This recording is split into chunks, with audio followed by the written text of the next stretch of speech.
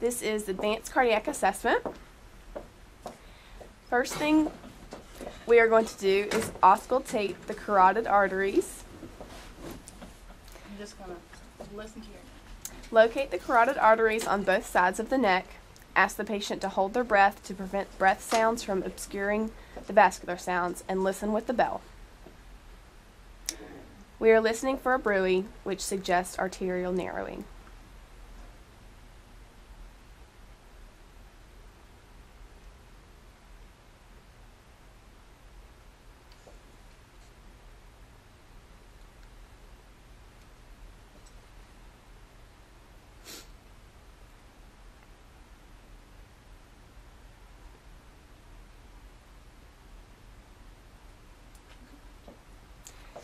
To assess JVP, first place the head of bed to 30 degrees and have the patient lie down.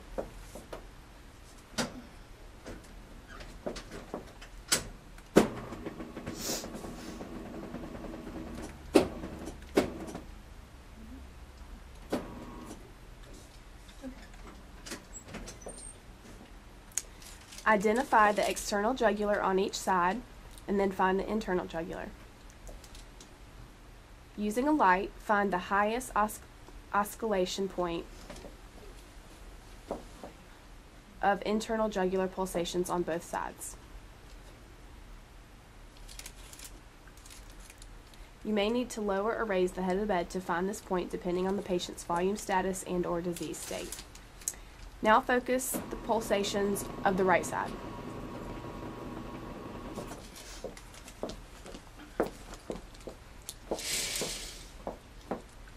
Pulsation should be at the suprasternal notch between the attachments of the sternomastoid muscle on the sternum and clavicular, or just posterior to the sternomastoid.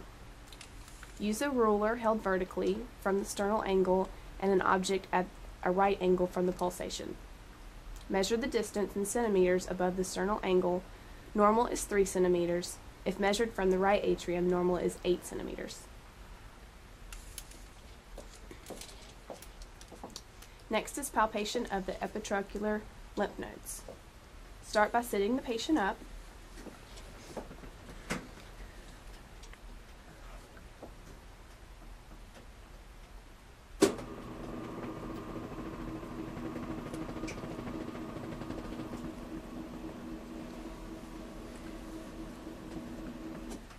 Lift the patient's arm with the patient's elbow flexed to about 90 degrees and support the forearm with your hand.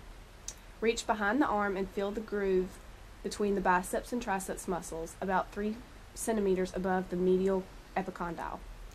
Epitrochlear nodes are difficult or impossible to identify in most patients. If a node is present, note its size, consistency, and tenderness.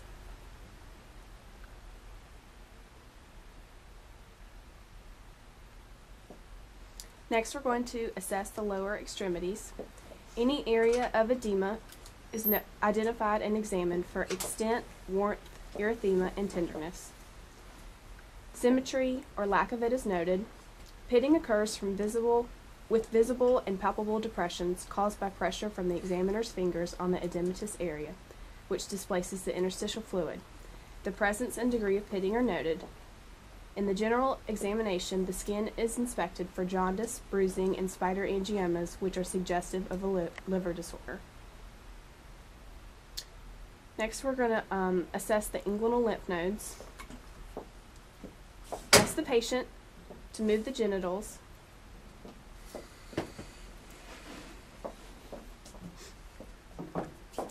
Abduct the hips slightly. Inspect and palpate the groins. Roll your fingers horizontally over the inguinal ligament and vertically over the femoral artery to palpate horizontal and vertical groups of superficial inguinal nodes.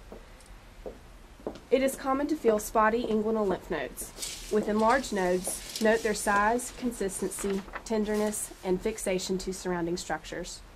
Enlarged nodes are due to either disease in drainage areas or systemic disease. Next, we're going to calculate the ankle brachial index. Position the patient supine with the extremities at the same level as the heart.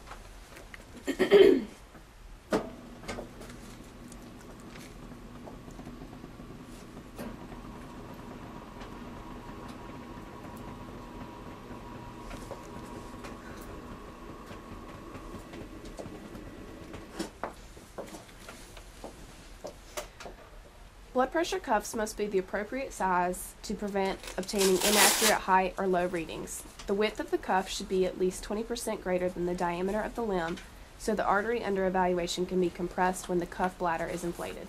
All cuffs must be placed straight on the extremity site and should fit snugly so the bladder inflation transmits the pressure into the tissue.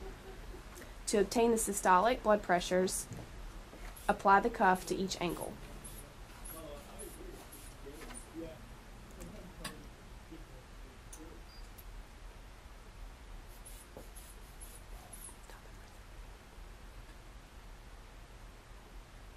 Locate the artery signal in the arm by listening with the Doppler at the brachial, radial, or ulnar area. Position the Doppler transducer at 45 to 60 degree angle along the long axis of the artery to obtain the clearest and best signal possible. Inflate the cuff to a pressure of 20 to 30 above the occlusive pressure or where the arterial Doppler signal disappears. Slowly deflate the cuff and listen for the blood flow to return to the distal part of the limb. Note the pressure reading when the first arterial signal is heard. This is the systolic pressure at the level of the cuff. Take both arm systolic pressures. Use the higher of the two pressures to calculate the ratios. For ankle measurements, follow the procedure as described in steps 5 through 7. Use the Doppler signal from either the dorsalis pedis or posterior tibial artery, whichever gives the strongest signal. If resting pressure measurements need to be repeated, the cuff should be fully deflated for about 1 minute prior to inflation. This prevents the effects of induced reactive hyperemia.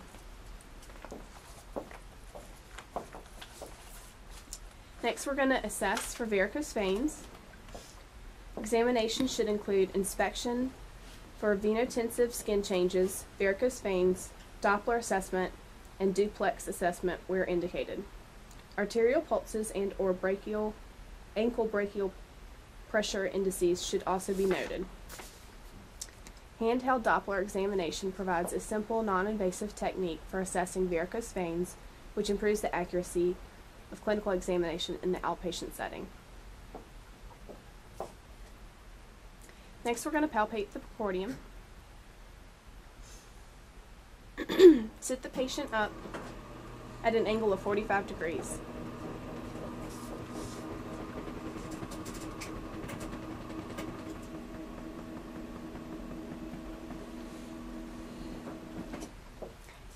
Ensuring privacy and dignity, expose the patient's chest.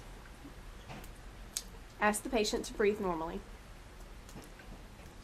Inspect the precordium for cardiac surgery-related scars. In a female patient, it may be necessary to lift up the left breast to allow full inspection of the precordium. Note any chest-shaped deformity and unusual pulsations. Locate and palpate the apical beat. This is usually the 5th or 6th intercostal space mid-clavicular line. To locate, place the right hand with the fingers outstretched against the left side of the patient's chest wall. If locating the apex beat is difficult, the patient may need to be rolled into left lateral position. This may make it easier to locate the apex beat, but will also push the apex further outward as the heart has a degree of mobility in the chest. Using the tip of your finger, assess the character of the apex beat.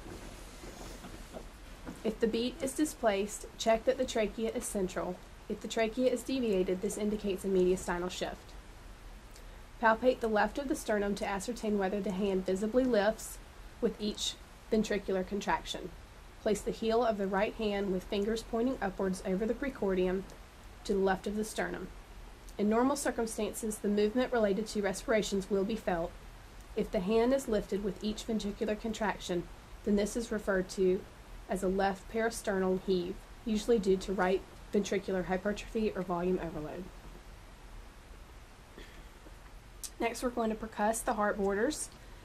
The heart borders are found 1.5 inches from the midline on the lower border of the second left costal cartilage, 1 inch from midline on the upper border of the third right costal cartilage, 3.5 inches from midline in the left 5th intercostal space, and also 1/2 inch from the midline in the 6th costal cartilage. Percuss the right border. With a normal assessment, resonance should be heard. If dullness is present, possible causes are right atrial enlargement, pericardial effusion, or ascending aorta aneurysm. Bass percussion should also sound resonant. Dullness on the right and left sides are indicators of different disease processes. On the right side, it could mean dilation of the ascending aorta, huge aortic arch aneurysm, pericardial effusion, or a space-occupying lesion in the superior mediastinum. Dullness on the left side could indicate dilated pulmonary artery, pericardial effusion, or a space-occupying lesion in the superior mediastinum. Percussion of the dullness outside apex would indicate a pericardial effusion. The bare area of the heart is then percussed. If widening borders are noted, causes could be right ventricular enlargement, pericardial effusion, or lung collapse. Causes of resonance on the bare area is emphysema. And that concludes our assessment.